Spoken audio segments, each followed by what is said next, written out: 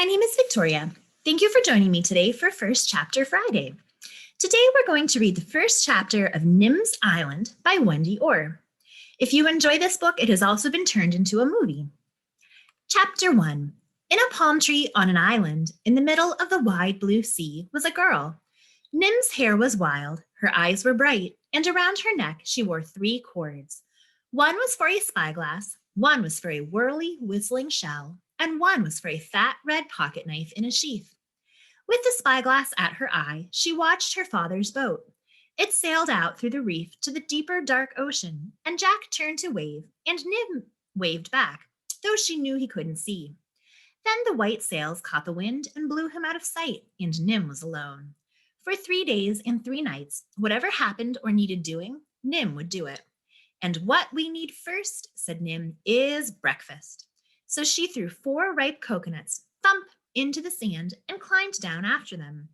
Then she whistled her shell, 2 long, shrill notes that carried far out to the reef, where the sea lions were fishing. Selkie popped her head above the water. She had a fish in her mouth, but she swallowed it fast and dived toward the beach. And from a rock by the hut, Fred came scuttling. Fred was an iguana, spiky as a dragon, with a cheerful snub nose. He twined round Nim's feet in a prickly hug. Are you saying good morning? Nim demanded, or just begging for breakfast? Fred stared at the coconuts. He was a very honest iguana. Coconuts are tricky to open, but Nim was an expert. With a rock and a spike, she punched a hole and drank the juice, cracked the shell, and pried out the flesh. Fred snatched his piece and gulped it down. Marine iguanas don't eat coconut, but no one had ever told Fred. Now Selkie was flopping up the beach to greet them. We'll come in too, Nim shouted, and dived off the rocks.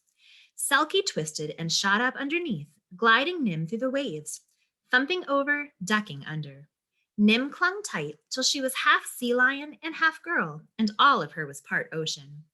Then Selkie and Fred went to sunbake on the rock, and Nim went back to the hut. She poured a mug of water from her favorite blue bottle, brushed her teeth above a clump of grass that needed the spit, and started her chores. There were lots today because she was doing some of Jack's as well as her own. Long ago, when Nim was a baby, she'd had a mother as well as Jack. But one day, her mother had gone to investigate the contents of a blue whale's stomach. It was an interesting experiment that no one had done for thousands of years, and Jack said that it would have been all right, it should have been safe, until the Tropo tourists came to make a film of it, shouting and racing their huge pink and purple boat around Nim's mother and the whale. When Jack told them to stop, they made rude signs and bumped their boat against the whale's nose. The whale panicked and dived, so deep that no one ever knew where or when he came back up again. Nim's mother never came back up at all.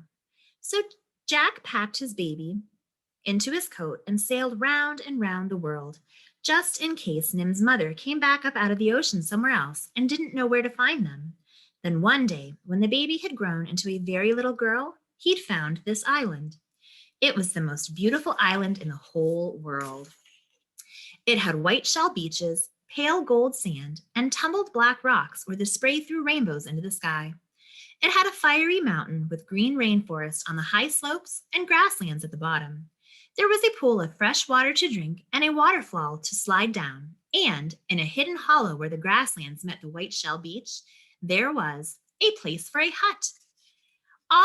And around it all, so that only the smallest boats could weave their way through, was a maze of reef, curving from the black rocks on one side to the white cliffs on the other. Jack sailed back to a city for the very last time. He filled up the boat with plants for a garden and supplies for science, and he landed on the island to build a home for just him and his daughter, because he knew now that Nim's mother had stayed down at the bottom of the sea. Like a mermaid, Nim thought. He built a hut of driftwood logs and good strong branches, with a palm-thatched roof and a hard dirt floor. He put up a satellite dish and a solar panel to charge the batteries for a flashlight, a cell phone, and a laptop computer. He made sleeping mats stuffed with rustling palm fronds, a table and 2 stools, a desk, bookcases, and shelves for his science stuff, coconut shell bowls, and seashell plates. He dug a vegetable garden in the rich soil at Fire Mountain's base and planted avocados, bananas, lettuce, oranges, pineapples, strawberries, sweet potatoes and tomatoes, and bamboo for making pipes and useful things. Then he went on being a scientist, and when Nim got older, she helped him. They read what the barometer said, measured how much rain fell every day and how strong the winds were, how high the high tides reached and how low the low tides fell, and then they marked the measurements on a clean white chart with a dark blue marker. They studied the plants that grew on the island and the animals that lived there. They put blue bands on the birds' legs and wrote down the numbers so Jack could remember the birds' birthdays and who their mothers and fathers were. Nim remembered anyway. Sometimes Jack wrote articles about the weather and the plants and animals and emailed them to science magazines and universities. And sometimes people emailed him questions to answer. He would tell them about tropical storms and iguanas and seaweed, but he would never tell them where the island was, in case the Tropo tourists ever found it, because Jack hated the Tropo tourists worse than sea snakes or scorpions. Only the supply ship, which came once a year to bring them books and paper, flour and yeast, nails and cloth, and the other things they couldn't make themselves, knew where they lived. It was too big to weave its way through the reef, so Jack and Nim always sailed out to meet it, and the ship's captain never saw just how beautiful the island was. And every day, no matter how excited Jack got about finding a new kind of seashell or butterfly, they looked after their garden. They watered it if it was dry, weeded the weeds, and picked what was ripe. Jack built a three-sided shed for the tools, with a hook for the bananas and his big machete to cut them with. The machete was Nim's favorite tool. When they'd looked after the garden and fished for dinner and checked the beaches for driftwood or bottles or anything else that might have floated in on the tide, Nim had school. That was what they called it, but it wasn't inside and it wasn't at a desk. They sat on the beach in the dark to study the stars and climbed cliffs to see birds in their nests. Nim learned the language of dolphins, about the tiny crabs that float out to sea on their coconut homes, and how to watch the clouds and listen to the wind. Sometimes for a whole day, they talked in sea lion grunts or frigate bird squawks or plankton wiggles. Jack loved plankton. Nim's favorites were the ones that shone bright in the sea at night, but Jack loved them all because they were so little and so important because little fish ate them, and bigger fish ate the little fish, and the biggest fish ate the bigger fish, and there wouldn't have been any fish at all if it weren't for plankton. But Nim liked animals that you could see and have fun with. So when Jack had said he was going sailing for 3 days to collect plankton, Nim had decided to stay home. "I'll phone every night at sunset," said Jack, "and then you can check the email. If you don't hear from me or see me for 3 days, send an SOS." But Nim knew that Jack would be okay because he was the best sailor on the ocean, and Jack knew that Nim would be okay because Selkie was always with her. Selkie sometimes forgot that Nim was strong and smart and looked after her as if she were a tiny pup.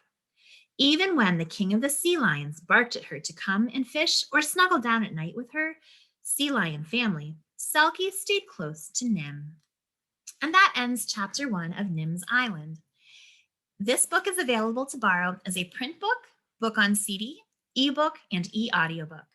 If you need any assistance requesting materials or have any questions, please call the North for Sales Library at 412-823-2222 or email us at nforsales@einetwork.net. Thank you for joining me.